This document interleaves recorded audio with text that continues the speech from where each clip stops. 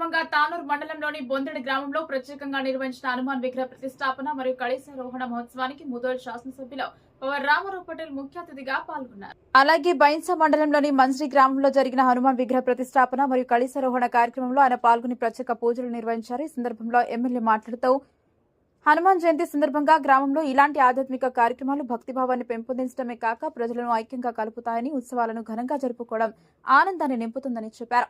హనుమాన్ జయంతి సందర్భంగా తానూరు మండలంలోని బొందెడి గ్రామంలో ప్రత్యేకంగా నిర్వహించిన హనుమాన్ విగ్రహ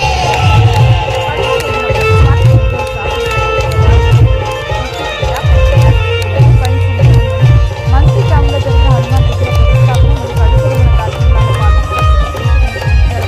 ఈ సందర్భంలో ఎమ్మెల్యే మాట్లాడుతూ హనుమాన్ జయంతి సందర్భంగా గ్రామంలో ఇలాంటి ఆధ్యాత్మిక కార్యక్రమాలు భక్తిభావాన్ని పెంపొందించడమే కాక ప్రజలను ఐక్యంగా కలుపుతాయని, आणि हनुमान मंदिराची स्थापना आज हनुमान जयंती निमित्तानं बोंदरेतील गावस्थानांना सगळ्यांना माझ्यातर्फे हनुमान जयंती शुभेच्छा सांगू इच्छितो. आणि तसेच या कार्यक्रमाला प्रख्यात कीर्तनकार नारायणजी महाराज आज आपल्या बोंदरेट येथे आलेले आहेत. त्यांचं कीर्तन अतिशय सुंदर असते. आणि तसंच हनुमान जे आपण मारुती म्हणतो मराठीमध्ये, तेलुगूमध्ये हनुमान म्हणतात,